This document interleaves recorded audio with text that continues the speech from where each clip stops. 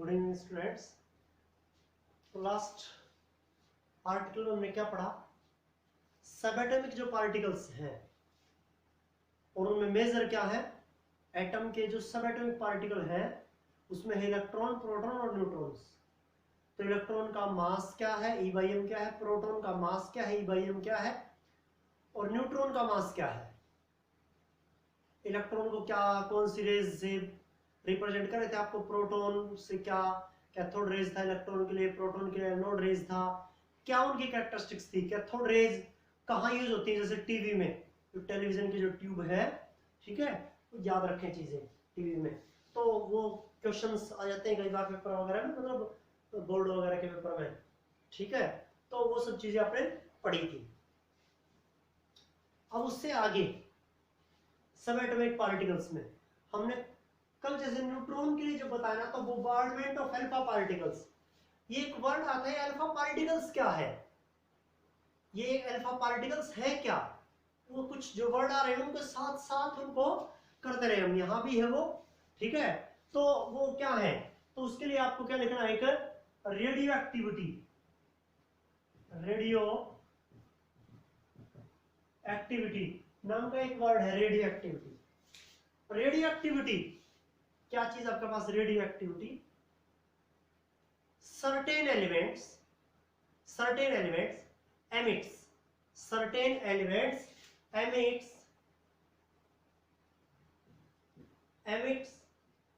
radiations, certain elements, ठीक है। certain elements वो चीज नहीं लिख रहा हूं मैं, या लिख लीजिए certain elements radiations, certain elements emits radiations and are known as radioactive elements। कुछ एक एलिमेंट है स्पॉन्टेनियसली कर लीजिए, certain elements spontaneously emits radiations and are known as radioactive element। उन्हें क्या कहते हैं आप? radioactive element। and the phenomena is known as radioactivity। और उस फिनोमिना को क्या कहते हैं आप? Radio activity. जैसे यूरेनियम है, प्लूटोनियम है, थ्योरियम है, ये कुछ एक एलिमेंट है जो रेडिएशंस क्या करते हैं? निकालते हैं अपने अंदर से। और उन रेडिएशंस निकालते हैं तब उस एलिमेंट को कहते हैं रेडियो एक्टिव एलिमेंट, क्योंकि रेडिएशन निकालते हैं तो रेडियो एक्टिव एलिमेंट। और इस फिनोमेना को क्या कहते हैं? Radio activity. अब कौन सी किस तरह की रेडिएशंस निकालते हैं? तो वो रेडिएशंस है यहाँ, वो रेज है यहाँ, जो रेज निकालते हैं, रेडिएशन निकालते हैं, वो यहाँ alpha raise.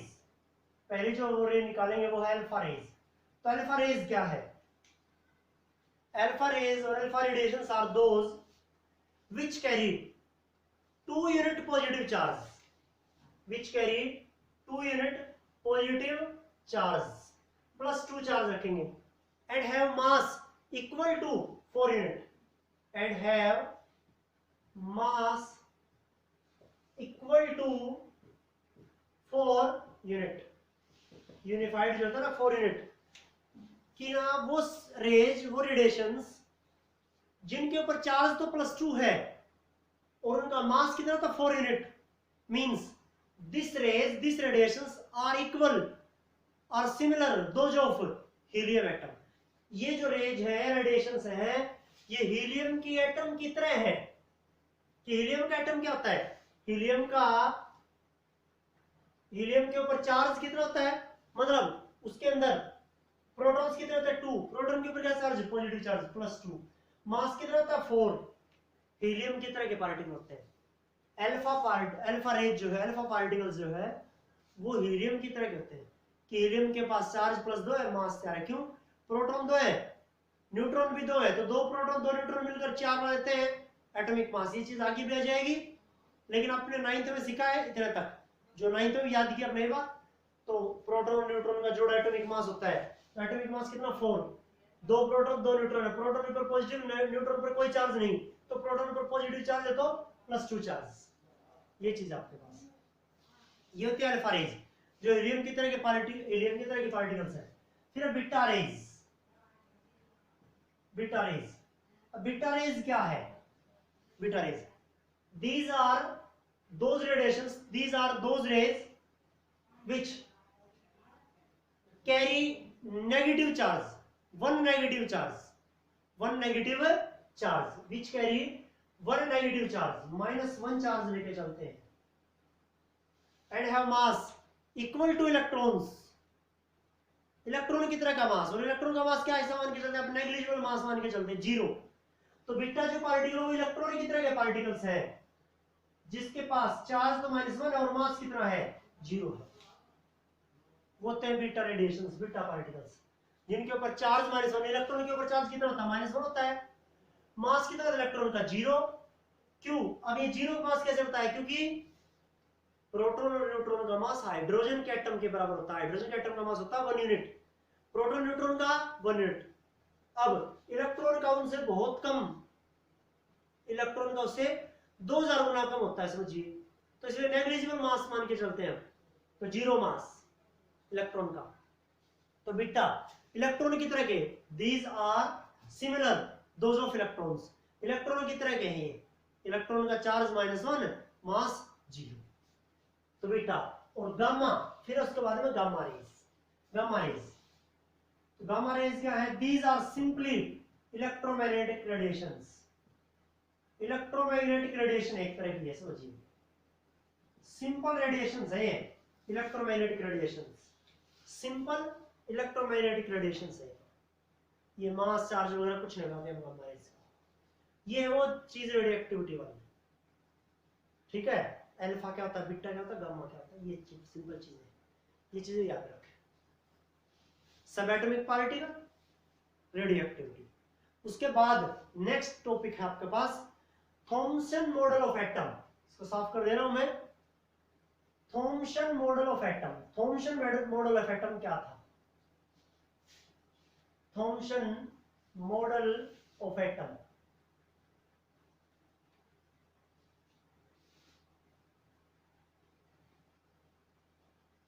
Thompson model of atom, देखिए थॉमसन मॉडल ऑफ एटम क्या है, यहां जे थॉमसन ने जो बताया है मॉडल ऑफ एटम, बताने हैं आपको कि एटम का स्ट्रक्चर कैसा है। तो according to J Thomson, according to J Thomson, J Thomson के अकॉर्डिंग एटम पोजेस स्फेरिकल से, एटम पोजेस स्फेरिकल से, spherical shape, and atom possess spherical shape, atom की जो शेप है ना वो स्फेरिकल है, and the positive charge distributed uniformly in that atom, उस एटम में, मतलब एटम स्फेरिकल शेप हो गया, और उसी एटम में जो पॉजिटिव चार्ज है ना वो कैसा रहता है, यूनिफॉर्मली डिस्ट्रीब्यूटेड रहता है, ठीक है। Atom possess spherical shape and positive charge uniformly distributed in it, और इसके अंदर पॉजिटिव चार्ज, जो पॉजिटिव चार्ज है, पॉजिटिव चार्ज है वो यूनिफॉर्मली डिस्ट्रीब्यूटेड है, यूनिफॉर्मली डिस्ट्रीब्यूटेड है, पॉजिटिव चार्ज यूनिफॉर्मली डिस्ट्रीब्यूटेड रहता है इसके अंदर। ये चीज आपके पास यूनिफॉर्मली डिस्ट्रीब्यूटेड है इसमें, ये चीज। और चीज क्या बताई इसके अंदर, पॉजिटिव चार्ज है and it tells that atom is electrical neutral, और एटम जो है ना वो इलेक्ट्रिकल न्यूट्रल है। जितना पॉजिटिव चार्ज उतना इसके अंदर नेगेटिव चार्ज भी है, जितना पॉजिटिव चार्ज उतना नेगेटिव चार्ज भी है। क्यों? क्योंकि वहां पॉजिटिव चार्ज है तो नेगेटिव चार्ज भी है, न्यूट्रल है तो, और वो पॉजिटिव और नेगेटिव चार्ज का मतलब क्या है यहाँ, मतलब इसके अंदर and electrons are present, negative charge present between atom to the electrostatic, for electrostatic arrangement, ठीक है। किसके लिए इलेक्ट्रॉन्स वहां प्रेजेंट, इलेक्ट्रोस्टैटिक अरेंजमेंट के लिए, for the stability of electrostatic arrangement, ताकि स्टेबल जो है वो हो जाए एटम, ताकि पॉजिटिव और नेगेटिव चार्ज एक दूसरे को अट्रैक्ट करें तो स्टेबल हो जाएगा। इलेक्ट्रोस्टैटिक अरेंजमेंट के लिए, स्टेबिलिटी ऑफ इलेक्ट्रोस्टैटिक अरेंजमेंट, इसके लिए कर लीजिए आप चाहे। तो ये एटम के बारे में उसने कुछ एक चीजें बताई, और क्या बताया, it compares the atomic model with an watermelon, with a watermelon. Watermelon के साथ उसने क्या किया, कंपैरिजन किया, किसका, एटम का, वाटरमेलन के साथ। और वाटरमेलन में क्या चीज है, वाटरमेलन में क्या होता है, वाटरमेलन में क्या है कि वो वाटरमेलन ये क्या है, एक पॉजिटिव सफियर का, उसके अंदर बीज, seeds are embedded, evenly embedded in it. Seeds जो होते हैं, ये देखिए ये इलेक्ट्रॉन्स है, यहाँ ये इलेक्ट्रॉन्स है, जो नेगेटिव चार्ज है वो इलेक्ट्रॉन है आपके पास। और बाकी जो चीज है यहाँ, ये जो पार्ट है सारा, जो रेड पार्ट होता है तरबूज में, उसी तरह से जो पार्ट है सारा, ये क्या है, पॉजिटिव सफियर है, पॉजिटिव सफियर है। और इलेक्ट्रॉन्स बीज की तरह, तरबूज में क्या होता है, लाल पार्ट होता है, लाल पार्ट क्या, पॉजिटिव सफियर है, उसके अंदर बीज एबेडेड रहते हैं, वो क्या है, इलेक्ट्रॉन्स है। तो वाटरमेलन से इसका कंपैरिजन किया इसने। ये बताया था थॉमसन ने, जो 9th क्लास में भी था।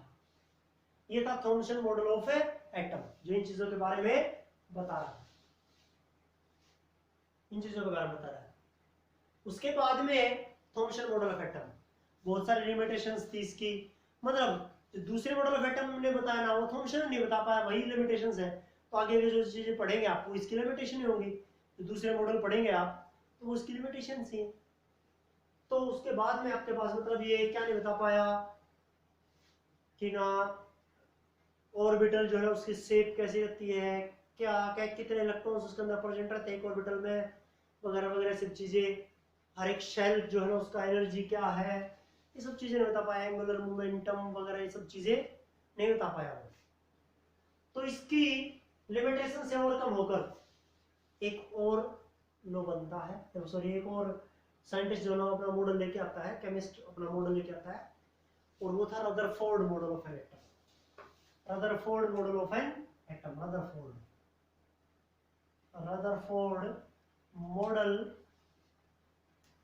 Rutherford model of an atom.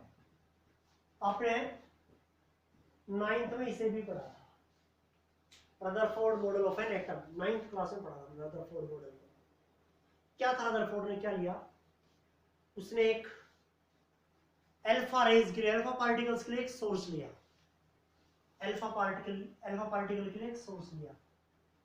यहां से अल्फा रेज निकल रही थी, यहां क्या लिया उसने, यहाँ एक लेड की एक प्लेट ली, उस लेड प्लेट से निकलकर किसके ऊपर, थिन गोल्ड फॉइल, थिन जो है ना गोल्ड फॉइल जो है ना उसके ऊपर, तो थिन गोल्ड फॉइल जो है ना, ठीक है, जिसका 100 नैनोमीटर तक उसका थिकनेस था।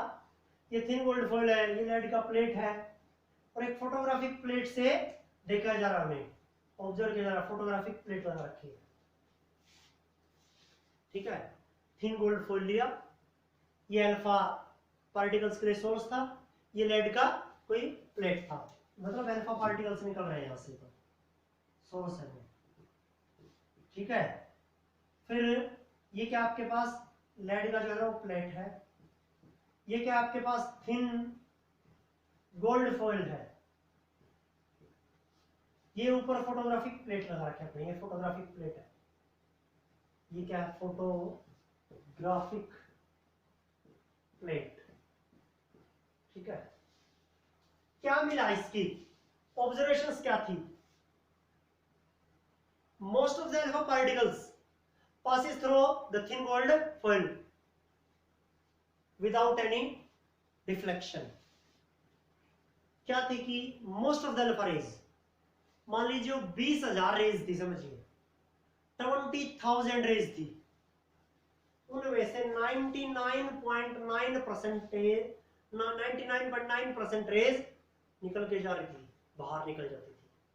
मतलब 20,000 में से कितनी, 19,995, 20,000 में से 19,995 रेज बाहर निकल रही थी, सीधी जा रही थी। यहां से जैसे रेज है तो ऐसे ऐसे कर दीजिए इनको, तो सीधी जा रही है विदाउट एनी डिफ्लेक्शन, बगैर डिफ्लेक्शन के। A few rays deflected passes through the gold foil with a small angle, small angle के साथ, पास तो रही थी लेकिन स्मॉल एंगल के साथ, डिफ्लेक्टेड विद स्मॉल एंगल, लेकिन थोड़ा सा एंगल बना रही थी। जैसे ये रेज जो है ना पास हो रही थी, लेकिन सॉरी ये आप ध्यान लिख लीजिए, मतलब ये रेज ऐसे जा रही है बिल्कुल सीधी, लेकिन कुछ एक रेज जो है ना वो ऐसे जा रही थी, ये ऐसे जा रही थी, पास तो हो रही थी लेकिन थोड़े से एंगल के साथ। मतलब 19,995 तो कंप्लीट बाहर चली गई, 20,000 में से 5 रेज है, उन 5 रेज में से कोई 4 रेज ऐसे डिफ्लेक्टेड हो रही थी, स्मॉल एंगल के साथ डिफ्लेक्टेड होके जा रही थी, मुड़ के जा रही है थोड़ा सा, ठीक है। A very few, only 1 in 20,000 were deflected back, वो बैक हो रही थी, डिफ्लेक्टेड बैक हो रही थी, ऐसे वापस आ रही थी, ठीक है, बैक आ रही थी, ऐसे जो है वो बैक आ रही थी, पर डिफ्लेक्टेड बैक, डिफ्लेक्ट हो रही थी बिल्कुल पीछे जो है ना वो मुड़ के आ रही थी, ठीक है, बिल्कुल मुड़ के आ रही थी। ये था आपके पास जो 180 डिग्री से ऐसे है सीधा, ऐसे वापस ऐसे भी है आपके पास। तो ये था उसके ऑब्जर्वेशंस कि 20,000 में से 19,995 रेज बाहर निकल के जा रही हैं, कोई 4 रेज जो है उस थोड़े से बाहर तो जा रही है, पास तो रही है गोल्ड फॉइल से लेकिन थोड़े से एंगल से, कोई एक रेज जो है वो वापस आ रही है, ठीक है, 20,000 में से कोई एक रेज जो है वो वापस भी आ रही है। क्या कैलकुलेशन निकला इन बातों से, ये ऑब्जर्वेशन था, इससे क्या कैलकुलेशन निकला? Most of the alpha raise were passed through thin gold foil. It means that an atom have large space between. एक एटम में बहुत सारा लार्ज स्पेस होता है, तभी तो रेज बाहर निकली, तभी तो रेज क्या होती है, बाहर निकल जाती हैं।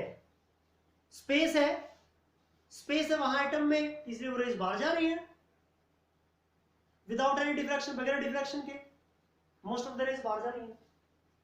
इसका मतलब वहां क्या है, वैकेंट स्पेस है, एटम में बहुत ही ज्यादा एटम स्पेस है, एटम जो ना वो बहुत ज्यादा खाली है। 20,000 में से 19,995 रेज बाहर जा रही है, तो इसका मतलब है वो 95% तक समझिए खाली है, एक तरह समझिए आप, बहुत ज्यादा तक। कुछ एक रेज बाहर तो जा रही है लेकिन थोड़े से डिफ्लेक्शन से, या एक रेज वापस आ रही है, मतलब एक रेज वापस भी आ रही है 20,000 में से। इसका मतलब क्या है, an atom has a heavily charged body in small region, present in small region। मतलब एक एटम में heavily charged body है, heavily भारी चार्ज बॉडी है, चार्ज पॉजिटिवली चार्ज बॉडी है, वो किसमें, एक्सट्रीमली स्मॉल रीजन में, थोड़े से रीजन में, थोड़े से रीजन में। मतलब देखिए क्या, यहां ये आपके पास एटम है, ठीक है, और वहां ये पॉजिटिव बॉडी है, यहाँ हेवीली चार्ज बॉडी, तो रेज इस तरह से इस तरह से इस तरह से बाहर जा रही है, इस तरह से ये सब रेज बाहर जा रही है, यहाँ ये सब रेज जो है ना यहाँ से होती हुई बाहर जा रही है ऐसे। कोई कुछ जो रेज है वो डिफ्लेक्ट हो रही है, मतलब इस बिल्कुल इसके नियर गुजरी, तो इसलिए थोड़ा सा एंगल बना लिया उन्होंने, पास तो हो गई लेकिन एंगल बना लिया। कुछ एक जो वो सीधे इसके बीच में सेंटर से टकराई और वापस सेंटर में से निकल देगा।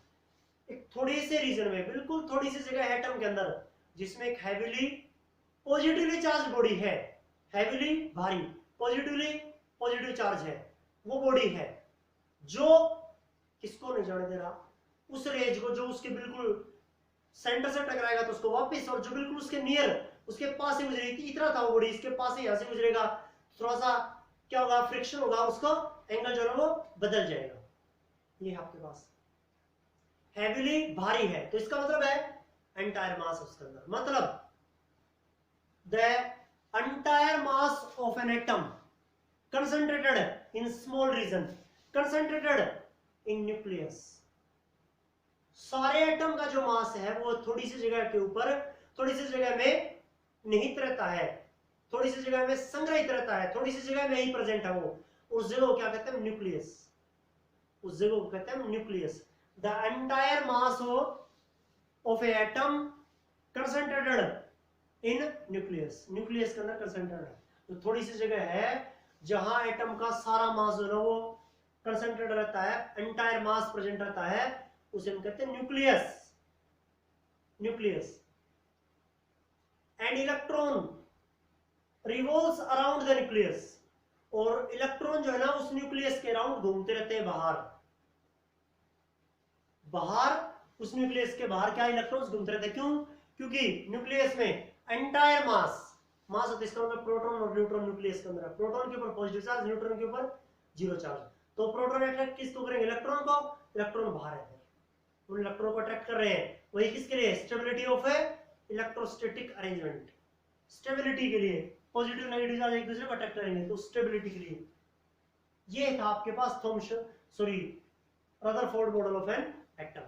रदरफोर्ड का मॉडल क्या क्या चीजें पता लगा पाया वो सब चीजें। न्यूक्लियस और न्यूक्लियस के बाहर इलेक्ट्रॉन घूमते रहते हैं, ठीक है। वो ऑर्बिटल वो सब आगे आपको बता दी जाएंगे क्या होते हैं ऑर्बिटल अगले मॉडल ऑफ एटम, इसमें नहीं बताएंगे। वो न्यूक्लियस के बारे में बता रहा है। न्यूक्लियस क्या है? Extra nuclear part. एक न्यूक्लियस और एक एक्स्ट्रा न्यूक्लियर पार्ट। न्यूक्लियस में क्या होता है? एंटायर मास होता है एटम का। और एक्स्ट्रा न्यूक्लियर पार्ट क्या होता है? जहां इलेक्ट्रॉन घूमते रहते हैं, वो है एक्स्ट्रा न्यूक्लियर पार्ट। ये चीज आपके पास, ये करना आपको। ये Rutherford model of an atom, Thomson और रदरफोर्ड एटम। 9th क्लास का क्या था? Atomic number. एटॉमिक नंबर किसके बराबर था? नंबर ऑफ प्रोटॉन्स के बराबर। एटॉमिक मास किसके बराबर था? Number of protons plus number of neutrons के बराबर। एटॉमिक नंबर किसके बराबर था? Number of proton. Number of proton किसके बराबर होता है? नंबर ऑफ इलेक्ट्रॉन के बराबर होते हैं। और एटॉमिक मास क्या होता है? Number of proton plus number of neutron.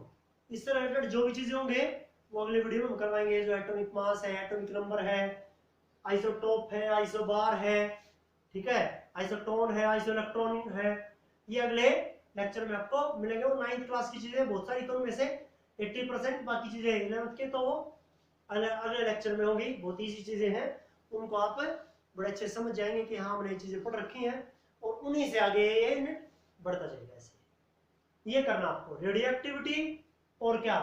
Thompson model, Rutherford model, जो 9th में भी थे, ये है आपके पास।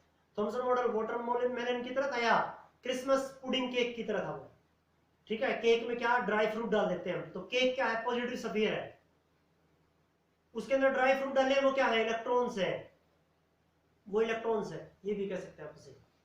वाटरमेलन में पॉजिटिव जो पार्ट है वो क्या है? सॉरी, जो रेड पार्ट वो क्या? Positive sphere. जो सीड्स है वो क्या है? जो बीज है वो क्या है? इलेक्ट्रॉन्स है। रदरफोर्ड बताई दी मैंने आपको ये सारी चीजें, क्या क्या ऑब्जर्वेशन थी, क्या क्या उसकी कंक्लूजन थी, क्या क्या चीज ली थी, उसने कैसे लिया था, वो थिन गोल्ड फॉइल था, उसका थिकनेस क्या था, ठीक है, किस तरह से पास करवाया जाए, किस तरह से चीज देखी गई, ये सब था आपके पास। ये करना आपको, इतना तक का काम करना।